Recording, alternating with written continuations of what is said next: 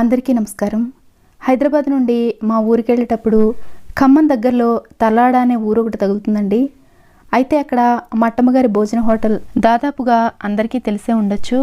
అక్కడ చేపల కూర చాలా బాగుంటుందని చెప్పి విని ఒకసారి ట్రై చేద్దామని వెళ్ళామన్నమాట. ఇంకా ఒకసారి ట్రై చేసామంటే నచ్చిందనుకోండి ఇంకా మళ్ళీ మళ్ళీ వెళ్తూనే ఉంటాం కదా. అయితే ఇక్కడ ఈ చేపల కూర చాలా చాలా బాగుంటుందన్నమాట. మేము తీసుకున్నది వచ్చేసి చేపల ఇగురు. ఇలా చేపల ఈగురని లేదా చేపల కూర అని దీన్ని పిలుస్తున్నారు అక్కడ. ఈ మట్టమ్మ గారి హోటల్ ఏంటంటే పెద్ద హడావుడిగా రెస్టారెంట్స్ లాగా ఉండదు, కానీ చక్కగా సింపుల్గా నీట్గా మెయింటైన్ చేస్తూ ఉంటారు. అక్కడ నాకు నచ్చిన ఇంకో విషయం ఏంటంటే అక్కడ వంట చేసేవాళ్ళు మొదలుకొని వడ్డించేవాళ్ళు కూడా ఆడవాళ్ళేనండి.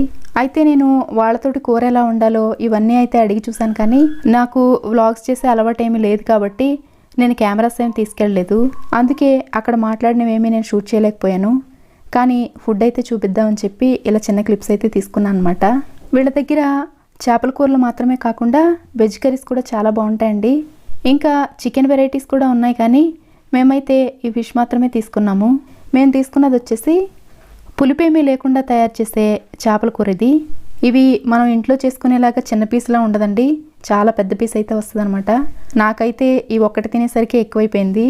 అయితే అక్కడ వాళ్ళని అడిగి ఎలా చేస్తారో ఈ రెసిపీ కనుక్కున్న తర్వాత నేను ఇంట్లో ట్రై చేశాను.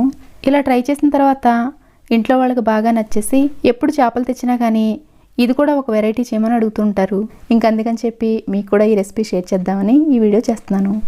అస్సలు నీచువాసన రాకుండా చిక్కటి గ్రేవీతో మంచి కలర్లో ఉండి కొంచెం స్పైసీగా ఉండి ఈ కూర చాలా టేస్టీగా ఉంటుందండి.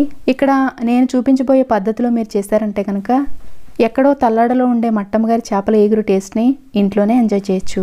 రెసిపీ ట్రై చేయాలనుకునే వాళ్ళు పైపైన చూసేయకుండా 1-2 సార్లు జాగ్రత్తగా చూసి చెప్పే టిప్స్ అన్నీ సరిగ్గా ఫాలో అయినట్లయితే పర్ఫెక్ట్ టేస్ట్ని ఎంజాయ్ చేయొచ్చు. మట్టమ్మ గారి చేపల కూర అయితే ఇంత గ్రేవీగా ఉండదండి, కొంచెం చిక్కగానే ఉంటుంది. కానీ ఇక్కడ నేను వేడివేడిగా సర్వ్ చేస్తున్నాను కాబట్టి ఇలా కొంచెం పల్చగా ఉంది. అలాగే నేను రాగి సంగటితో తినడం కోసం కూడా అని కొంచెం గ్రేవీ ఎక్కువ ఉండేలా చేశాను. అయితే ఈ చేపల కూర కోసం అక్కడ ఎక్కువగా రవ్వులు వాడతారంట. అయితే మనకి అవైలబిలిటీని బట్టి అవి కానీ లేదా బొచ్చు చేప కానీ ఏదైనా తీసుకోవచ్చు. ఇంకా కొంచెం రేట్ ఎక్కువైనా పర్లేదంటే కొరమేల లాంటి చేపలు అయితే ఈగురికి ఇంకా బాగుంటాయి. అయితే ఇక్కడ ఏ చేప తీసుకున్నా కానీ కొంచెం పెద్ద సైజులో ముక్కలు కట్ చేయించుకోవడం మాత్రం చాలా ఇంపార్టెంట్. ఇది పులుసు కూర కాదు కాబట్టి పులుపేమీ వేయము. దానివల్ల కూరలో ఉడికించేటప్పుడు పులిపేమీ లేకపోవడం వల్ల ముక్క త్వరగా విడిపోయే అవకాశం ఉంటుంది. ఒకవేళ పులుసు కూరలో అయితే ముక్క పులుసు పీల్చుకుని కొంచెం గట్టిగా తయారవుతుంది కాబట్టి సన్నగా కట్ చేయించుకుంటాం, కానీ ఇలా చేసే ఇగురు కూరకు మాత్రం ఇలా కొంచెం లావుగానే కట్ చేయించుకోవాలి. ఇక్కడ నేను 1.5 కిలో చేప ముక్కల్ని చక్కగా కడిగి క్లీన్ చేసి పెట్టుకున్నాను. తర్వాత 1 స్పూను ఉప్పు, 2 స్పూన్ల వరకు మంచి కలర్ ఉండే కారం, 1/2 స్పూను పసుపు వేసి ఇదంతా ముక్కలకు పట్టేలా ఒకసారి బాగా కలపాలి. ఈ కూర మంచి బ్రైట్ రెడ్ కలర్లో ఉంటుంది కాబట్టి ఇక్కడ నేను 3 మ్యాంగో కారాన్ని వాడుతున్నాను. ఇలా ఉప్పు కారం పట్టించిన తర్వాత మూత పెట్టి అరగంట పాటు పక్కన పెట్టుకోవాలి. ఈలోగా మసాలా ప్రిపేర్ చేసుకోవడం కోసం స్టవ్ మీద ప్యాన్ పెట్టుకొని 3 స్పూన్ల ధనియాలు, 3 యాలకులు, కొద్దిగా దాల్చిన చెక్క, 1 స్పూను జీలకర్ర, 1 టీ స్పూన్ మిరియాలు, 3 లవంగాలు, 1/2 స్పూను లావుగా ఉండే ఆవాలు వేసి మంట లో ఫ్లేమ్లో ఉంచి కలుపుతూ 2-3 నిమిషాల పాటు వేయించుకోవాలి. ఇందులో మనం పులిపేమీ వేయం కాబట్టి ఆవాలు మరీ ఎక్కువ కాకుండా చాలా తక్కువ మాత్రమే వేసుకోవాలి. కొంచెం పచ్చిదనం పోయే వరకు వీటిని వేయించుకున్న తర్వాత పూర్తిగా చల్లారనిచ్చి మిక్సీ జార్లో వేసి అస్సలు పలుకేమీ లేకుండా చాలా మెత్తని పొడిలా గ్రైండ్ చేసుకోవాలి. ఇప్పుడు దీన్ని పక్కన పెట్టుకుని స్టవ్ మీద మట్టి పాత్ర కానీ లేదా వెడల్పుగా ఉండే కడాయి కానీ పెట్టుకుని కూరకి సరిపడినంత నూనె వేసుకోవాలి. ఇందులో 3 పెద్ద సైజు ఉల్లిపాయల్ని సన్నగా కట్ చేసిన ముక్కలు, 5-6 పచ్చిమిర్చీలను కట్ చేసిన ముక్కలు, కొద్దిగా కరివేపాకు వేసి మంట మీడియం ఫ్లేమ్లో ఉంచి కలుపుతూ వేయించుకోవాలి. ఈ కూరకి ఉల్లిపాయలు చక్కగా వేగడం మాత్రం చాలా ముఖ్యం. ఉల్లిపాయలు ఇలా చక్కగా మంచి గోల్డెన్ కలర్లోకి వేగిన తర్వాత ఇందులో 1 స్పూను అల్లం వెల్లుల్లి పేస్ట్ కూడా వేసి ఇందులో ఉండే పచ్చితనం పోయే వరకు మరొక 2-3 నిమిషాల పాటు కలుపుతూ వేయించుకోవాలి. ఇప్పుడు ఇందులో రుచికి సరిపడా ఉప్పు వేసుకోవాలి.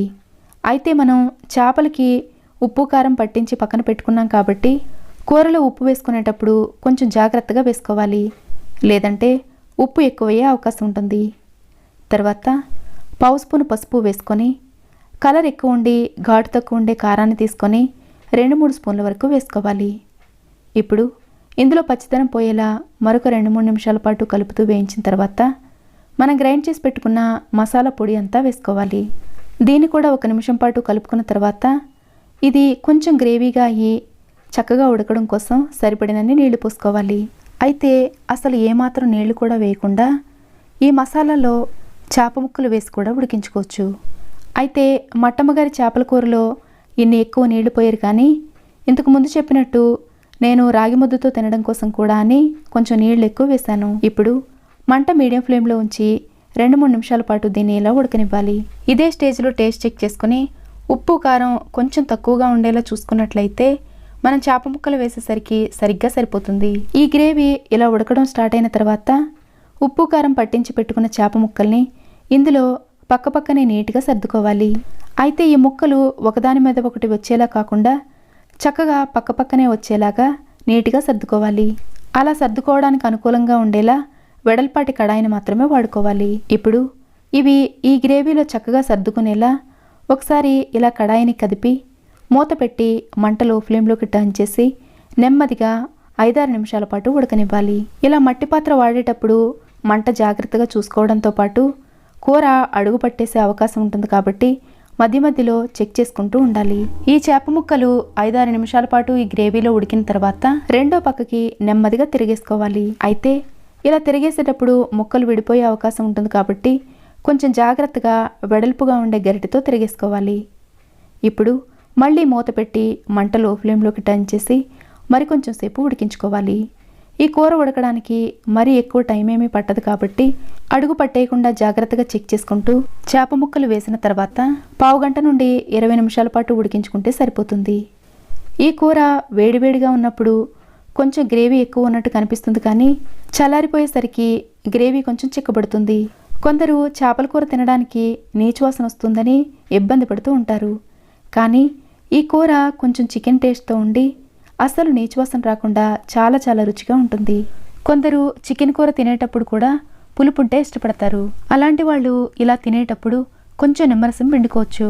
అలాగే ఇలా రైస్లోకి మాత్రమే కాకుండా రాగి సంగటి, జొన్న రొట్టెలు, చపాతీ ఎందులోకైనా కానీ ఈ కూర చాలా రుచిగా ఉంటుంది. మీలో ఎవరైనా ఈ రెసిపీని ట్రై చేసినట్లయితే మీ ఫీడ్బ్యాక్ని ఇక్కడ షేర్ చేయడం మర్చిపోకండి. మరిన్ని వీడియోస్ కోసం మన ఛానల్ని సబ్స్క్రైబ్ చేసుకుని నోటిఫికేషన్ మిస్ అవ్వకుండా ఉండడం కోసం బెల్ బటన్ నొక్కండి. ఈ వీడియో మీకు నచ్చినట్లయితే లైక్ చేసి అవసరమైన వాళ్ళకు షేర్ చేయడం మర్చిపోకండి. Thanks for watching.